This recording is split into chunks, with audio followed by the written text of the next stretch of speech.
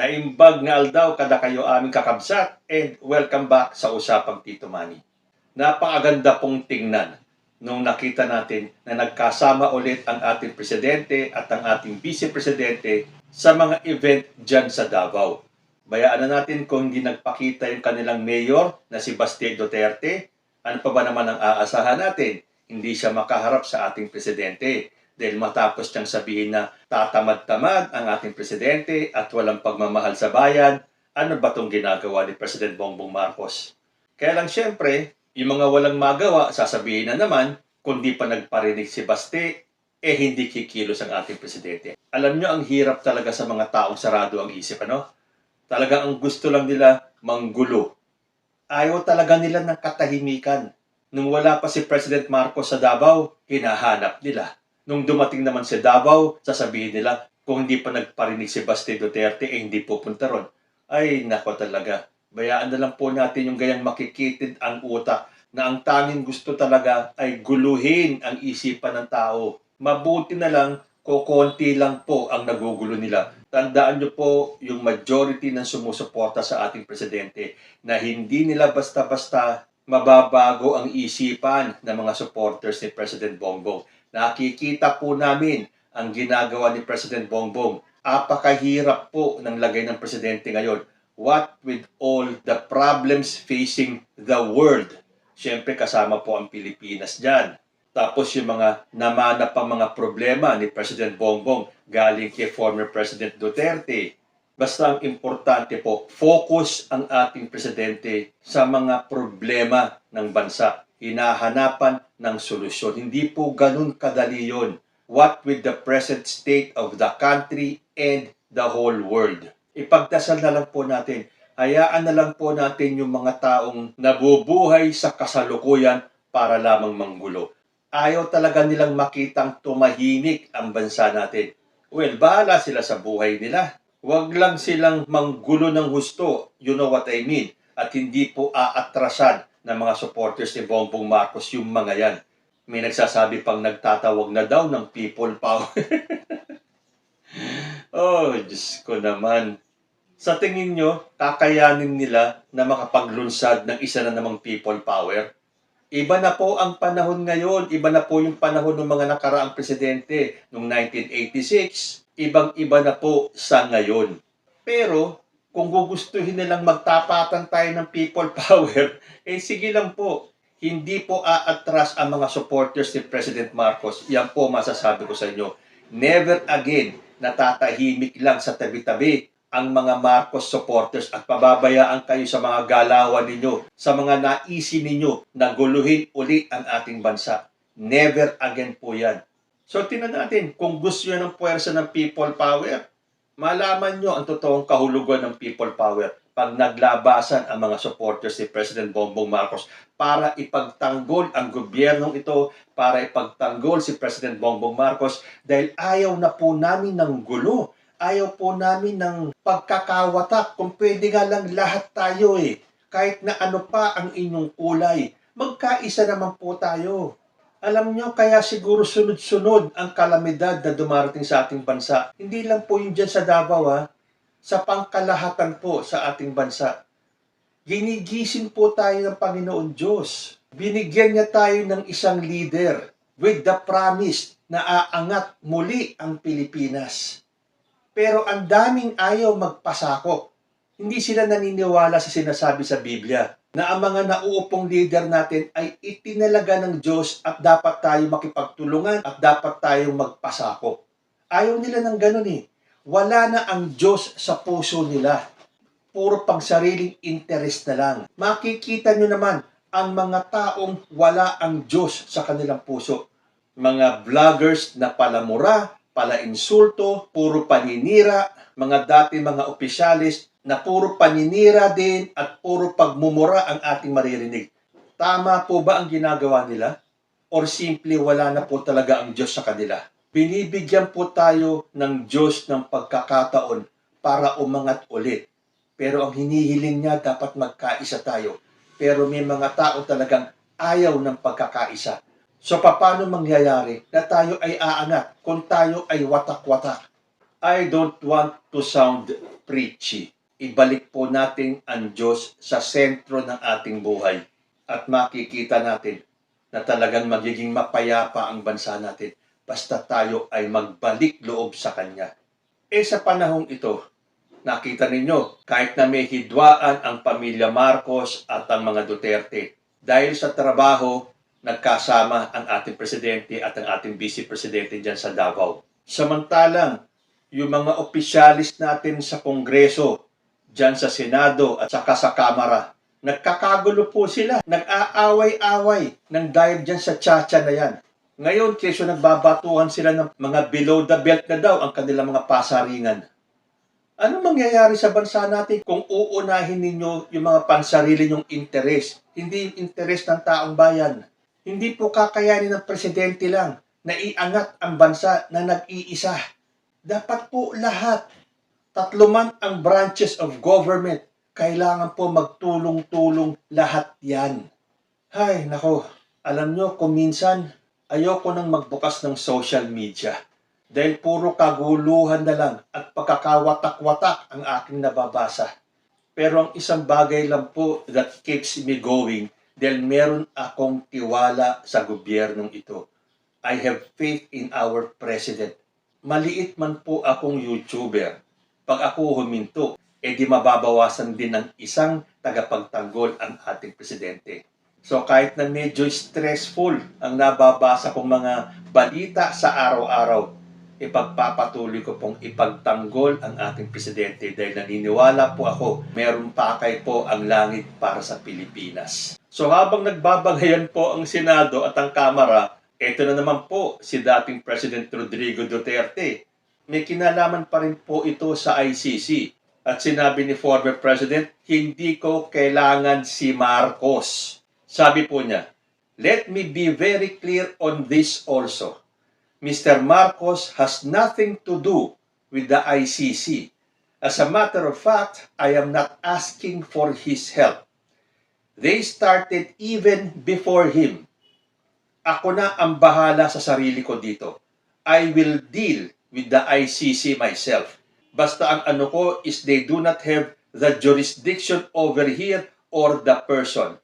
Diyan lang kami magkakatalo. Hindi ko kailangan si President Marcos. Kaya tuloy minsan iisipin natin, pabayaan na lang ni President Marcos na makapasok ang ICC. Para kasing ang yabang magsalita ni former President Hindi niya kailangan si Marcos. Pabayaan na lang daw siya. Bakit ang mga tao ni Duterte? Nagsusumamo pa sa ating presidente tulad po nitong si Harry Roque. Kahit na alam niya na hindi naman pwedeng basta-basta pumasok ang ICC at hindi pwedeng basta-basta mag-issue ng warrant of arrest, isa pa tong nanggugulo or ginugulo, sadyang ginugulo ang isipan ng tao. Sabi po kasi dito sa The Manila Times, Roque repeated his appeal to President Ferdinand Marcos Jr. to issue a memorandum prohibiting all agencies of the executive branch from cooperating with the ICC, citing a violation of the country's sovereignty. Kahit na noon pa man, nagsabi na si President Marcos and even Justice Secretary Jesus Crispin Remulla that the government would not cooperate with the International Tribunal. Pero bakit parang ang kulit ni Harry Roque? Para siyang nanunulsol pa. Ginugulo pa ang isipan ng tao. Sinabi na nga ng ating presidente na hindi tayo makiki-cooperate sa ICC. Tapos sasabihin pa ni Roque na nag-apela siya sa ating presidente to issue a memorandum na dapat daw i-prohibit lahat ng agency from cooperating with the ICC. Yun na nga ang sinabi ni President Marcos Hindi makikipag-cooperate ang ating bansa. Pero bakit na pinipilit ni Roque? Sabi po kasi dito sa The Manila Times, ICC won't get Duterte alive. Yan po ang sabi ni Harry Roque. Former Palace spokesman Harry Roque Jr. expressed alarm over reports that the International Criminal Court has issued a warrant of arrest for former President Rodrigo Duterte. However, he said the International Court would find it difficult to get the former leader who vowed to fight all attempts to arrest him. Sabi ni Roque, based on intel, the former president informed me that he could be apprehended anytime. Unfazed, he vowed that the ICC would never get him alive. Since he is already 80 years old, Tatay Digong would fight all attempts to have him detained and prosecuted in The Hague for alleged crimes committed in Philippine territory. He would only submit himself to the jurisdiction of our domestic courts. I couldn't sleep because Duterte called me up because he received information that he would be arrested anytime. Moreover, the cooperation duties of the withdrawing state are limited to the investigations and proceedings that commenced before the effectivity of the withdrawal, according to two ICC Appeals Chamber judges. Therefore, the Marcos administration has no obligation to cooperate with any ICC-related proceeding. O hindi ba parang ang kulit ni Roque? Umpisa pa lang sinabi na ni President Marcos hindi nakikipag-cooperate ang Pilipinas sa ICC. Bakit ganito pa rin ang mga pahayag ni Roque? Kundi ba naman parang ginugulo isipan ng tao Nagsabi na nga si President Marcos, ayaw pa nilang maniwala. Keso ganito, kesa ganyan. Sinabi na nga ni President Marcos, the Philippines will not lift a finger to help the ICC in its investigation. Clarification pa ni President Marcos, I do not recognize the jurisdiction of the ICC in the Philippines. I consider it a threat to our sovereignty. O hindi ba? Nagiging sirang plaka na nga ang presidente natin Alam na nga ng taong bayan ang mga sinabi niya. Pero bakit parang nanunulsul pa si Roque? Although sabi na nga ni ex-President Duterte, hindi niya kailangan si Marcos. Haharapin daw niya ang kasong niyang sa ICC ng mag-isa. Bakit umaapila itong si Roque kay President Marcos? Di ba? Pinapagulo niyo lang ang sitwasyon kahit na hindi dapat. Meron pa kasi sinabi si Roque tungkol dito sa Task Force Davao. Ito daw ay bubuwagin na. Ito pong Task Force Davao is made up of about 700 soldiers to protect Davao from terrorism. At ang haka-haka daw ay madidisband na ito. So parang ang gustong palabasin ni Roque, pag na-disband ito, wala na magtatanggol kay ex-president sa ICC kung sakaling siya man ay hulihin. Dahil sabi nga ni Roque, i-disband daw yon dahil sa loyalty nito sa mga Duterte. They know that the task force is loyal to the Dutertes, so there are rumors now that it will be disbanded. Rumors! So chika lang, marites lang. Pero sa sumunod naman yung statement, it is confirmed that the task force Davao knows that there is an order for them to be disbanded. We don't know what will happen in the next few days. So ano ba yan? Rumors ba siya or confirmed na siya? Pero nagsalita na po ang AFP chief, si General Romeo Browner Jr. Sabi po dito, the information circulating that Task Force Davao is being disbanded is not true. He issued the statement amid alleged statements made by Roque about rumors that the military unit will be deactivated in relation to the possibility of Duterte being arrested. Browner said, I would like to say that reports stating that the Task Force Davao would be disbanded are not true. There is no truth to these rumors. That he has no idea where Roque received his information about Duterte's impending arrest. Although sinabi ni Solicitor General Menardo Guevara that while the ICC can issue an arrest warrant against an individual, the enforcement of such is a different matter. O ayan, hindi natin mapipigilan ang ICC kung sila ay mag-issue ng warrant of arrest. Pero iba po yung enforcing.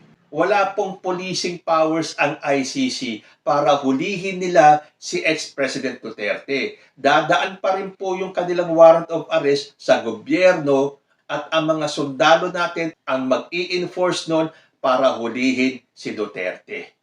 Ilang beses na bang sinabi ng gobyerno na kung maglabas man ng warrant of arrest ang ICC, hindi po nila i-enforce yun.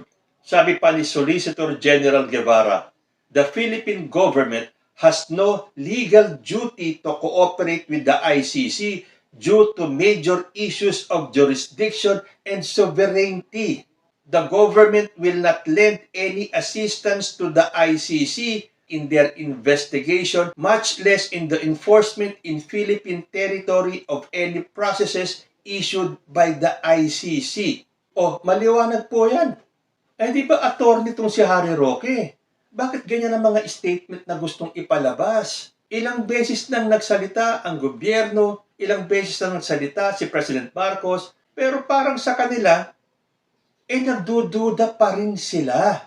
Nako, alam nyo, ang dami tuloy mga netizens sa sinasabing pabayaan na nga, makipag-cooperate na ang Pilipinas sa ICC para harapin na ni ex-President Duterte yan. Total, nagyayabang siya, kaya niyang harapin yan. Di sige, at sabihan na rin ni former President Duterte itong mga tao niya na wag nang umapila kay President Bongbong Marcos. Di mo tuloy malaman kung ano tong gustong palabasin nila Harry Roque. Sinabi na ni ex-President, kaya niyang harapin yan. Di pabayaan na natin.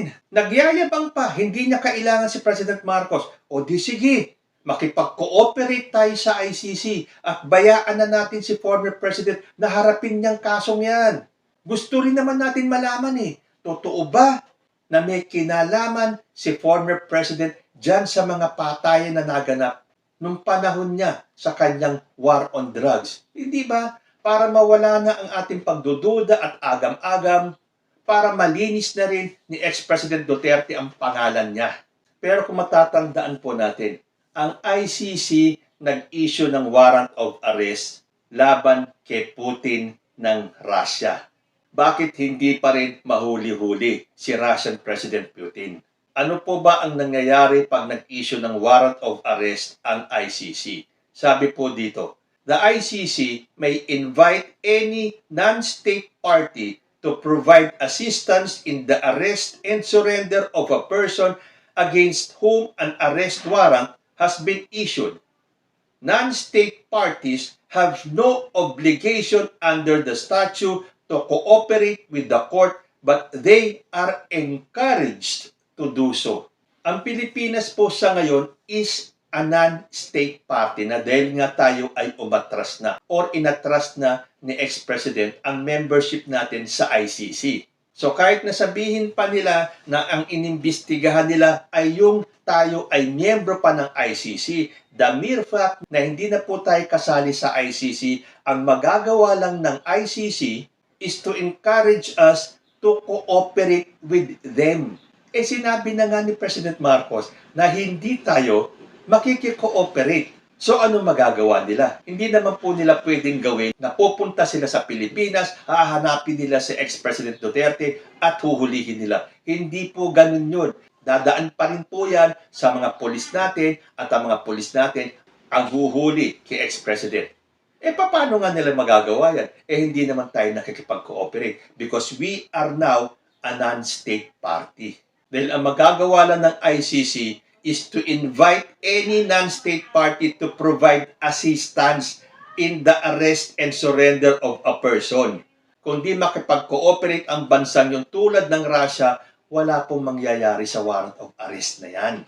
So, malinaw po yan. Sa tingin ko, wala pong mangyayari dyan sa warrant of arrest na i-issue ng ICC unless payagan na po yan ni President Bongbong Marcos. Although ang dami na pong mga netizens na nagsasabing, payagan na. Total gusto naman na ni ex-President Duterte na harapin yung kasong yan. Di pabayaan na natin. Matapang siya Hindi niya kailangan si Marcos Pero at least si President Bongbong Marcos is true to his word. Nang sinabi niya hindi tayo makikipag-cooperate, hindi tayo makikipag-cooperate. Hindi po siya magdodoble kara. Ay, teka muna. Alam niyo, meron akong trivia para sa inyo. Ito kasi dumaan sa feed ko. Ito po ay tungkol kay Attorney Harry Roque. Sabi po dito, paghanga ni Harry kay Duterte. Noong 2016, sabi ni Harry Roque, I want you to convince your neighbors and friends to not vote for this murderer. Yung po si Duterte This self-professed murderer. Tapos noong 2018, iba na ang tono ni Harry Roque. Sabi niya, how blessed we are as a nation to be headed by someone who is known for his strong political will, decisive leadership, and compassion for his fellow men. So ito ba ang example ng doble cara? 2016, sabi niya, do not vote for this murderer. Tapos 2 years after, tayo ay nabiyayaan ng isang leader. Siyempre, nung una, ayaw ko namang maniwala din. Napakadali pong gumawa ng kasinungalingan sa social media. So, hinanap ko rin po, totoo po bang anti-Duterte dati itong si Roque? So, nakita ko po itong balita dated September 7, 2018. Roque told people not to vote for self-professed murderer Duterte. Sabi ni Harry Roque, please, I want you to go out. Ito ay nung panahon ng 2016 election. And not just vote against him, but convince your neighbors and friends that because the right to life is the most important of them all, please do not vote for this murderer, this self-professed murderer. Pero ngayon nga, iba na ang pananalita ni Harry Roque. Sabi niya rito noong 2017, let us not underestimate the success of the president in the war against drugs. In fact, other countries now look to us as a model. It's been hugely successful. I think the communities are safer and our young people are better protected against drugs. Sabi kasi ni Duterte nung tungkol kay Roque. Duterte has described Roque as someone he tapped because in the 2016 elections, he was neither for him nor against him. Yun ba naman ang neither for him or against him? Samantalang Roque openly was opposing Duterte's candidacy at sinabi pa niyang, do not vote for this self-professed murderer. Mamamatay tao. Tapos ngayon, kumakatanggol si Harry Roque kay ex-President Duterte. Nako, hindi natin alam. Baka dumating yung panahon, biglang bumaliktad na naman yan si Roque at kung ano-ano na naman ang sasabihin tungkol kay ex-President. So tulad ni ex-President Duterte na paiba-iba ng statement, ganun din naman pala si Harry Roque. May sinabi siya ngayon, bukas iba na ang kanyang sasabihin. So malinaw po yun. Tinataranta lang ni Harry Roque ang taong bayan. Hindi po basta-basta ma-enforce yung warrant of arrest kung maglalabas man ng arrest warrant ang ICC. Dahil kailangan pa po muna nilang makipag-cooperate sa Pilipinas na hindi naman gagawin ni President Marcos. So sana si Atty. Roque huwag din basta-basta naglalabas ng mga balita na medyo kulang sa katotohanan. Total, nagsabi na si ex-President Duterte, hindi ko kailangan si Marcos. So, be it. Kayo po, ano ang masasabi nyo dito? Comment lang po down below and I will see you next time. Diyos ti Agnina, peace.